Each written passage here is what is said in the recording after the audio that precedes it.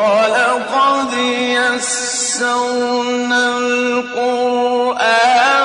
لِلذِّكْرِ فَهَلْ بسم اللہ الرحمن الرحیم۔ یہ تکریم قرآن پروگرام ہے اور آج کی اس نشست میں سورۃ البقرہ کے رکوع نمبر 15 کے حوالے سے چند گزارشات پیش کی جا رہی ہیں۔ سب سے پہلے اس رکوع کے مضامین کا خلاصہ یہ ہے کہ اس رکوع میں 8 آیات ہیں، آیت نمبر 122 سے لے کر آیت نمبر 129 تک۔ اس رکوع کی ابتدا میں ایک دفعہ پھر بنی اسرائیل سے خطاب کیا گیا ہے اور ان کے اوپر جو انعامات کیے گئے تھے ان کے ساتھ ساتھ وہ فضیلت بھی انہیں یاد کروائی گئی ہے جو ان کے اوپر ہدایت اور نبوت اور اللہ کی وحی کے ذریعے کی گئی تھی اور انہیں تمام اقوام پر برتری عطا کی گئی تھی۔ پھر انہیں اس دن سے ڈرنے کی تاکید فرمائی گئی ہے کہ جو دن ہر انسان اور ہر قوم پر آ کر رہے گا، جس دن ہر انسان کو اپنے اعمال کے نتائج کا سامنا لازمی طور پر کرنا پڑے گا، اور اس دن کوئی انسان کسی دوسرے انسان کے یا کوئی سفارش یا کوئی بدلہ، کوئی فدیہ وغیرہ کسی کے کام نہیں آئے گا۔ پھر اسی تناظر میں حضرت ابراہیم علیہ السلام اور مقاصد دین کی تکمیل کے لیے ان کی لازوال جد و جہد کا تذکرہ کیا گیا ہے۔ دراصل یہودیوں کو اس بات پر بے حد فخر تھا کہ ان کی نسبت حضرت ابراہیم علیہ السلام اور ان کے بیٹوں حضرت اسحاق اور حضرت یعقوب علیہ السلام کے ساتھ ہے۔ اللہ تعالیٰ نے ان کو باور کروایا ہے کہ آباء و اجداد کی نسبت کا فخر صرف انہی لوگوں کے کام آ سکتا ہے جو ان کے نقش قدم پر چلتے ہیں، جن کے اعمال اور کردار ان جیسے ہوتے ہیں۔ پھر یہود حضرت ابراہیم علیہ السلام کی اولاد ہونے کی وجہ سے نسلی غرور میں مبتلا تھے، چنانچہ اس رکوع میں انہیں یہ بتایا گیا ہے کہ صرف وہی حضرت ابراہیم علیہ السلام کی اولاد نہیں ہے، بلکہ حضرت ابراہیم کے پہلے بیٹے حضرت اسماعیل اور ان کی اولاد جو عرب میں آباد ہے، انہیں بھی حضرت ابراہیم سے وہی نسبت حاصل ہے جو یہودیوں کو حاصل تھی۔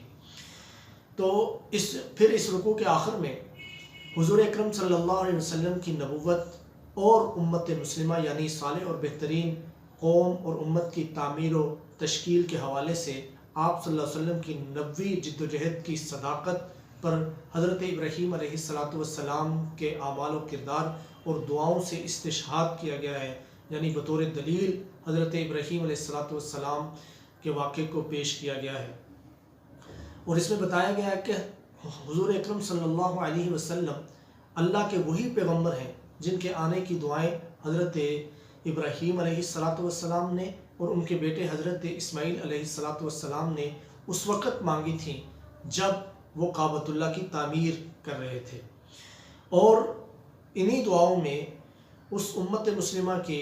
آنے کی پیشگوئی بھی شامل تھی کہ جس کی تعمیر و تشکیل کے لیے نبی کریم صلی اللہ علیہ وسلم اس دنیا میں تشریف لائے۔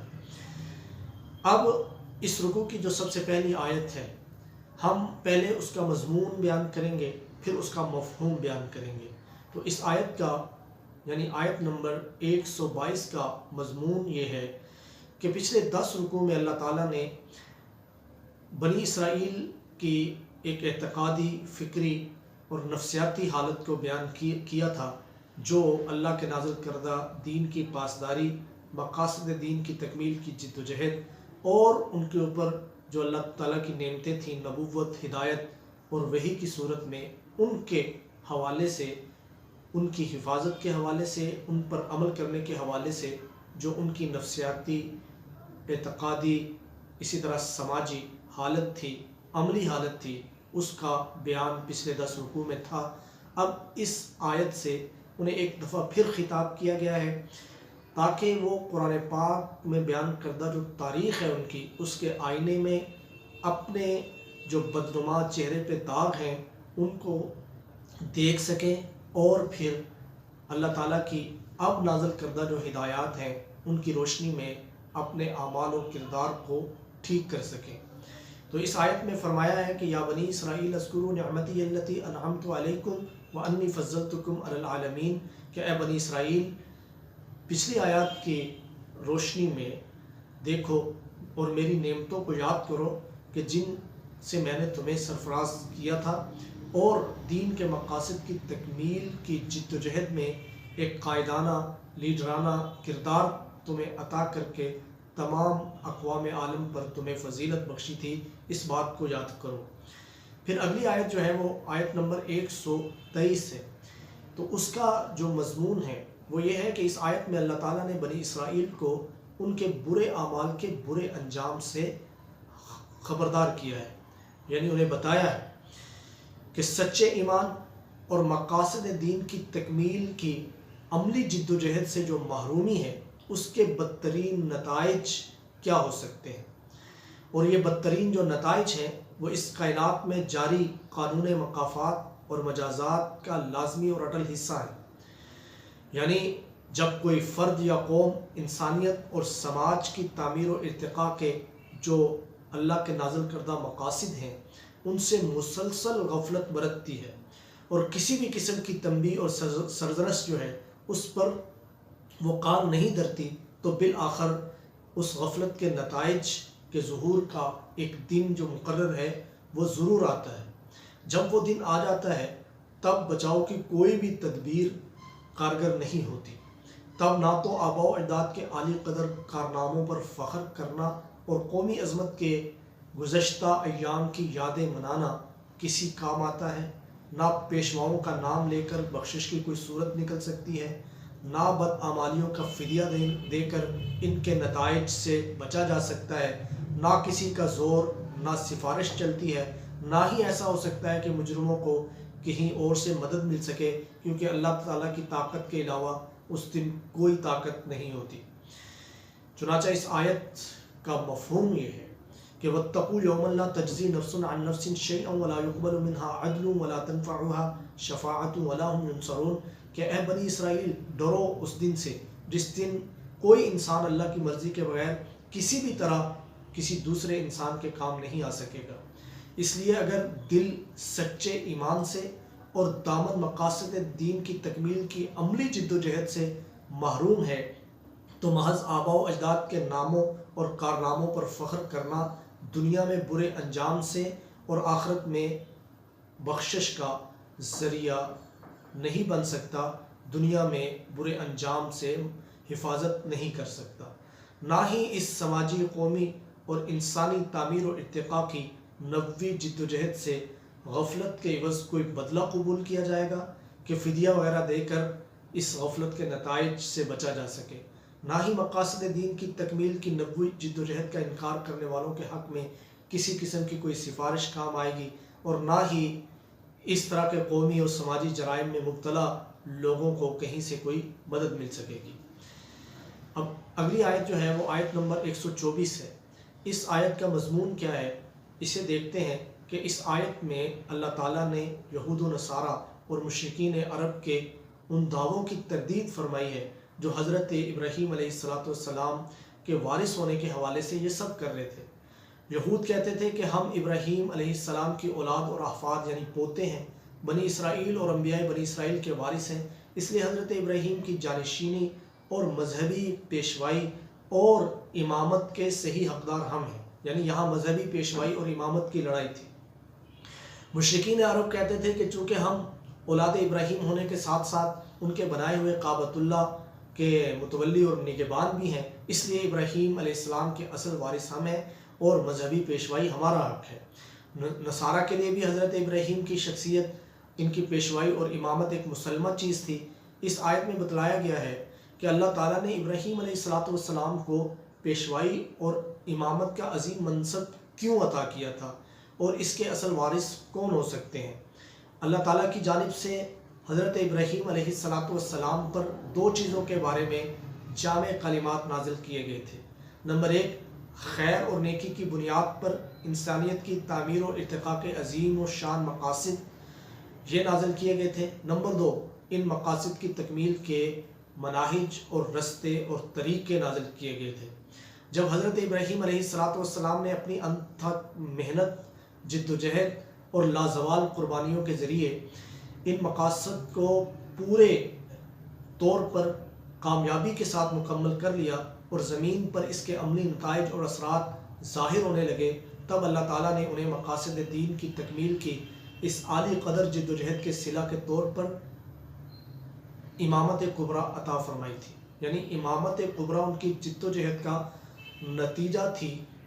جو انہوں نے مقاصد دین کی تکمیل کے لیے کی تھی، اور عالمگیر پیشوائی جو ہے، اس کا جو منصب ہے وہ انہیں عطا فرمایا تھا۔ پھر جب انہوں نے اللہ تعالیٰ سے اپنی اولاد میں اس امامت کبریٰ اور مذہبی پیشوائی کے تسلسل کی دعا مانگی تو اللہ تعالیٰ نے فرمایا کہ یہ امامت اور مذہبی پیشوائی صرف ان لوگوں کا حق ہے جو تمہاری طرح مقاصد دین کی تکمیل کی جد و جہد کریں گے، لیکن جو لوگ اس رستے سے ہٹ جائیں گے، یعنی تمام انسانیت کے مشترکہ مفادات کے حصول کے بجائے ان کی جد و جہد صرف اپنے ذاتی اور گروہی مفادات کے حصول کے لیے ہوگی، تو ایسے ظالم لوگوں کے لیے منصب امامت اور مذہبی پیشوائی کے اعزاز میں کوئی حصہ اللہ تعالیٰ کی جانب سے نہیں ہے۔ چنانچہ اس آیت کا مفہوم کیا ہے کہ یاد کرو اس وقت کو کہ جب ابراہیم وَإِذِ ابْتَلَىٰ ابراہیم رَبُّهُ بِكَلِمَاتٍ کہ ابراہیم کو اس کے پروردگار نے مقاصد دین پر مشتمل چند کلمات کے ذریعے آزمایا، فَأَتَمَّهُمْ تو ابراہیم علیہ السلام نے اپنی انتھک کوششوں، بے پایہ قربانیوں اور نبوی جد و جہد کے ذریعے ان مقاصد کو پایہ تکمیل تک پہنچایا۔ اللہ تعالیٰ نے مقاصد دین کی تکمیل کی اس عظیم الشان جد و جہد کے نتیجے میں انہیں تا قیامت قوموں کی پیشوائی اور امامت کا منصب جو ہے وہ عطا فرمایا، اور فرمایا کہ اے ابراہیم انی جاعلک للناس اماما، میں تمہیں انسانیت کی پیشوائی اور امامت کبریٰ کا منصب جلیل عطا کر رہا ہوں۔ اب قیامت کی صبح تک تمہاری زندگی اقوام عالم کے لیے مقاصد دین کی تکمیل کی کامیاب جد و جہد کا اسوہ حسنہ اور کامل نمونہ بن کر تابندہ رہے گی۔ اس پر حضرت ابراہیم نے کہا کہ جو لوگ قال ومن ذریتی میری نسل سے ہوں گے، کیا انہیں بھی یہ منصب پیشوائی عطا ہوگا؟ تو اللہ تعالیٰ نے فرمایا کہ جو لوگ تعمیر انسانیت کے لیے مقاصد دین کی تکمیل کی اس مبارک جد و جہد کو چھوڑ کر ذاتی اور گروہی مقاصد کے حصول کی خاطر ظلم اور معصیت کا رستہ اختیار کریں گے، میرا ان کے حوالے سے کوئی وعدہ نہیں ہے۔ یہ آیت نمبر 124 ہے۔ آیت نمبر 125 کا مضمون یہ ہے کہ اس آیت میں کعبۃ اللہ کی تعمیر کی حقیقی اغراض سے پردہ اٹھایا گیا ہے کہ اللہ تعالیٰ کا یہ گھر اس لیے بنایا گیا تھا تاکہ انسانیت کی تعمیر اور ارتقاء کے لیے مقاصد دین کی عملی جد و جہد کا مرکز بنے اور انسانوں کے لیے ہر قسم کے امن و سلامتی کا گہوارہ قرار پائے، اور یہیں سے تمام انسانیت کے مشترکہ مقاصد کے تحفظ کا علم بلند ہوتا رہے، یعنی 5 چیزوں کا تحفظ ہوتا رہے: اللہ کے نازل کردہ صحیح دین کا تحفظ، انسانی جان کا تحفظ، انسانی عقل کا تحفظ، انسانی دولت کا تحفظ، انسانی عزت آبرو اور نسل کا تحفظ، کہ یہ 5 چیزوں، ان 5 چیزوں کا تحفظ ہی دراصل تمام انسانیت کے مشترکہ مفادات کا تحفظ ہے۔ پھر ایک جملہ معترضہ کے طور پر چند کلمات میں امت مسلمہ سے خطاب فرماتے ہوئے انہیں مقام ابراہیم کو نماز کی جگہ بنانے کا حکم دیا۔ در حقیقت تمام مطاف جو ہے وہ مقام ابراہیم ہے، اس میں نماز پڑھی جا سکتی ہے۔ اس حکم کی وجہ یہ ہے کہ جہاں معبود حقیقی کے سب سے قدیم گھر کے اغراض و مقاصد کا تذکرہ مقصود تھا، وہیں اس گھر کو تعمیر کرنے والے اور ان مقاصد کی تکمیل کرنے والے عابد حقیقی حضرت ابراہیم کی عظیم الشان جد و جہد کے اسوہ کو حسی اور عقلی طور پر زندہ رکھنا بھی ضروری تھا تاکہ انسانیت کے لیے ان کا نقش قدم ہمیشہ کے لیے محفوظ ہو جائے۔ اس کے بعد روئے سخن جو ہے اللہ تعالیٰ کا دوبارہ حضرت ابراہیم اور حضرت اسماعیل سے کی جانے والی گفتگو کی جانب مڑ جاتا ہے، جس میں ان کو حکم دیا گیا ہے کہ وہ اس مرکز دین کو کفر و شرک اور لادینیت سمیت ہر قسم کے ظاہری و باطنی نجاستوں سے پاک اور صاف رکھیں۔ اس آیت کا مفہوم کیا ہے؟ فرمایا کہ اس وقت کو بھی یاد کرو جب ہم نے مکہ میں موجود اپنے گھر کو انسانوں کی وَإِذْ جَعَلْنَا الْبَيْتَ مَثَابَةً لِلنَّاسِ وَأَمْنًا،